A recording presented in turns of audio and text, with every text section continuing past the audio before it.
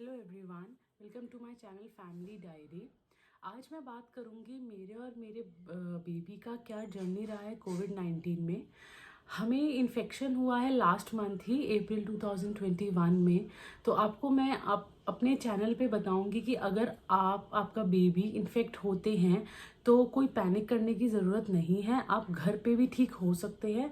बहुत सारे मेजर्स लेने होते हैं और ध्यान रखना होता है कि किस पॉइंट पे आपको हॉस्पिटल जाना है, इमरजेंसी है।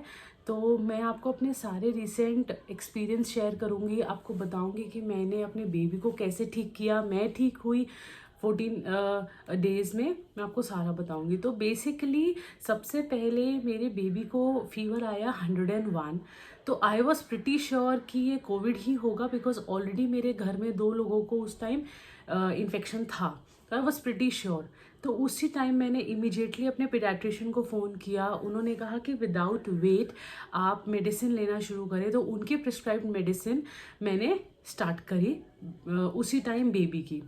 बिल्कुल भी पैनिक करने की ज़रूरत नहीं है। बच्चों की इम्यूनिटी बहुत अच्छी होती है, तो वो बहुत जल्दी कोप अप कर देते हैं सिचुएशन से। इट्स ऑल अबाउट कि मदर एंड फादर पैनिक ना करें।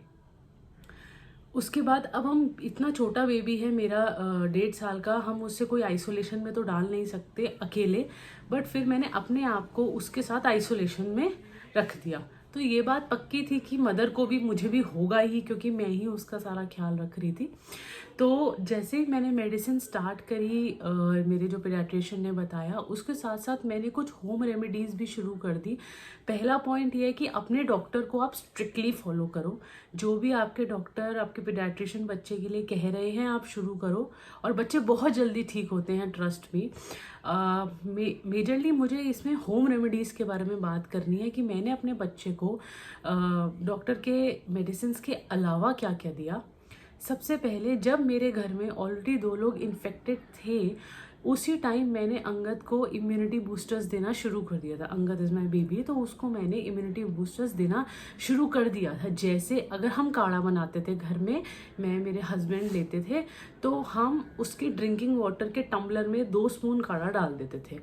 काढ़ा की रेसिपी मैं आपको बताऊंगी। उसमें होता है मोटी इलायची, छोटी इलायची, दालचीनी, गिलोय। मेरे पास गिलोय के फ्रेश स्टेम्स थे घर पे। आप उसको बॉईल करके, मतलब काढ़े में दो, या फिर अलग से पानी में गिलोय बॉईल करके भी दे सकते हो। गिलोय बहुत अच्छा इम्यूनिटी बूस्टर है। उससे अच्छा इम्यूनिटी बूस्टर कोई भी नहीं है। अगर आपको फीवर आता है तो गिलोय से सबसे पहले टूटता है फीवर। ये सब हो गया। इसके अलावा ब्लैक पेपर थोड़ा सा डाल दो, उससे आपके जो गले में स्क्रैचनेस होती है कोविड से, या थोड़ा बहुत पेन होता है, तो वो बिल्कुल रिलीफ हो जाएगा। उसके 2 चम्मच मैं बेबी के टम्बलर में डाल देती थी।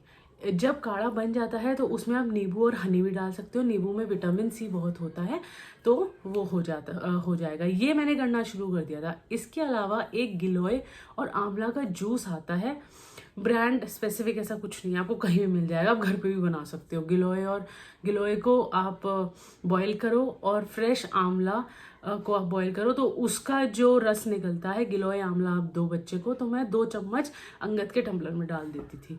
ये मैंने होम रेमेडीज़ की ही हैं और ये इम्यूनिटी बूस्टर थी। और मैंने क्या किया, हल्दी वाला दूध दिया दिन में 1 बार। उससे क्या है, हल्दी एंटीबायोटिक होती है, एंटीसेप्टिक होती है। मैंने इंतज़ार नहीं किया कि अगर बच्चा इन्फेक्ट होगा नहीं होगा। आपके घर, मेरे घर में ऑलरेडी 2 लोग को इन्फेक्शन था, तो मैंने बच्चे को तो देना शुरू, बच्चा मैं मतलब हम लोगों ने तो लेना शुरू कर ही दिया था। अच्छा, मखाने बहुत कैल्शियम होता है उसमें, इम्यूनिटी बूस्टर होते हैं। इसके अलावा अगर मैंने अपने बेबी को थोड़ा सा दूध वाली चाय देना शुरू किया था, जिसमें तुलसी, मोटी इलायची, छोटी इलायची, अदरक, ये सब होता है, उससे भी इम्यूनिटी बूस्ट होती है। ये सब मैंने बच्चे को दिया था और मेरे बच्चे को मुश्किल से 2 या 3 दिन फीवर आया। उसमें मेरे को पीडियाट्रिशियन ने एक चीज़ बोली थी कि अगर बच्चे को फीवर के अलावा वॉमिटिंग या डायरिया होता है, डायरिया मतलब लूज मोशंस, तो आप इमीडिएटली मुझे कांटेक्ट करना। तो ऐसा कुछ हुआ नहीं, फीवर 2-3 दिन में ही ठीक हो गया। बस ये है कि बच्चा सोता बहुत है, मतलब उसे फटीग बहुत होता है। और एक चीज़ ये देख लेना कि अगर आपको टेस्ट एंड स्मेल का डाउट है, तो बच्चे को कुछ जैसे नमक या हनी, मैंने तो हनी चटवा के देख लिया था तो ही वॉज फाइन, और वॉमिटिंग और डायरिया भी नहीं हुआ, फीवर 2-3 दिन में ठीक हो गया। अब मैं अपनी बात करती हूँ। जब मेरे बेबी को ये सब हुआ उसके नेक्स्ट डे ही मुझे 101 फीवर हो गया। मैंने बिल्कुल पैनिक नहीं किया, क्योंकि देखो पैनिक करने का कोई पॉइंट नहीं है। आप उस सिचुएशन में हो और आप ही को बाहर निकलना है, आपके साथ ना कोई रह सकता है और ना कोई आ सकता है। आइसोलेशन में आप हो अपने बेबी के साथ तो आपको हिम्मत रखनी ही पड़ेगी, आपके पास ऑप्शन भी नहीं है।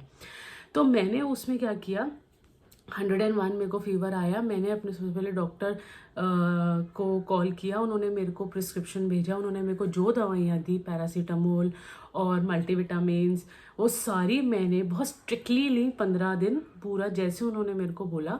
वही ICMR प्रिस्क्राइब्ड मेडिसिन ही थी, तो सारे डॉक्टर्स वही दे रहे हैं, मेरे को भी वही मिली, मैंने वो किया।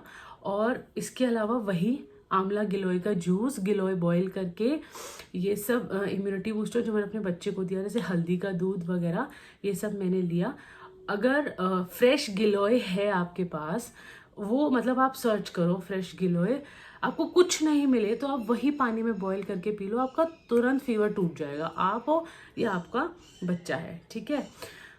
अच्छा, ये सब होम रेमेडीज तो मैं आपको बता दी, काढ़ा, हनी, लेमन। जो मैंने और 2 चीज़ें करी स्ट्रिक्टली, एक तो स्टीम, दिन में 2 से 3 बार मैंने स्टीम ली तुलसी का पत्ता डाल के। और उसमें क्या होता है स्टीम से कि जितना भी अंदर मेरा जैसे स्प्यूटम था, येलोइश थ्रोट में डिस्चार्ज था, वो सब बाहर निकलता था उससे। तो स्टीम ने मुझे बहुत हेल्प किया उस टाइम। नेक्स्ट योगा करी मैंने दिन में 2 से 3 बार, ब्रीदिंग एक्सरसाइजेस, जिसमें मेजरली 3-4 थी, लोम अनुलोम, कपालभाति और चैंटिंग ऑफ ओम। ओम का उच्चारण आपको बहुत सारी यूट्यूब वीडियोस में मिल जाएगा, कोई भी योगा प्रैक्टिशनर आपको बता देगा। उससे क्या था, एकदम मतलब ऑक्सीजन लेवल नहीं गिरती आपकी। अगर कोविड में आपको फीवर है तो फीवर तो टूट जाएगा, बट ऑक्सीजन लेवल का ध्यान रखना है, वो नहीं गिरना चाहिए। अगर वो गिर गया तो फिर वही उस विशियस साइकिल में फंस जाओगे आप, ऑक्सीजन सिलेंडर ये वो, ऑक्सीजन नहीं गिरने देनी है। वो 15 दिन बहुत क्रुशियल है। तो मैंने कॉन्टिन्यूसली लोम अनुलोम और ये एक्सरसाइजेस करी और मैं बिल्कुल ठीक हो गई। दूसरा, ऑक्सीमीटर लिया, continuous checking of my oxygen level in every 6 hours, मतलब 95 से ऊपर ही था। 95 से ऊपर रहेगा तो ठीक है, 95 से नीचे हो तो आप फटाफट अपने डॉक्टर को बता के नेसेसरी प्रिकॉशंस लेना शुरू करो। फिर फीवर मेरा फ्लैक्चुएट करता था, 99-100, फिर 99-100। फटीक बहुत है, थोड़ा सा भी एक्सर्शन करोगे फीवर वापस बढ़ेगा। कोविड में तो यही है, मेरा एक्सपीरियंस यही है, जितना रेस्ट करोगे उतनी जल्दी आप रिकवर होगे। मुझे 10 से 15 दिन लगे, मतलब अप्रॉक्सीमेटली आप मान लो 12 से 13 दिन लगे। मेरा फीवर फ्लक्चुएट करता रहा, उसके बाद फटीक भी धीरे धीरे चला गया और फीवर भी धीरे धीरे चला गया। पर मैंने अपनी डॉक्टर से प्रिस्क्राइब मेडिसिन 15 दिन ली तो उससे ठीक रहा मेरा। तो इन शॉर्ट गाइस, घबराना नहीं है बिल्कुल भी। जब हम बच्चे को फीवर में देखते हैं तो सबसे पहले एक मदर घबराती है, ट्रस्ट मी, मैं बहुत घबरा गई थी, बट घबराना is not an option. Be strong, बुरा टाइम है, निकल जाएगा। और बस योगा, आयुर्वेद और आपके डॉक्टर, यही 3 आपको बचा सकते हैं कोविड में, और कोई नहीं बचा सकता। कुछ भी आपको पूछना हो, just right on the comment box, and please like and subscribe my video. Thank you.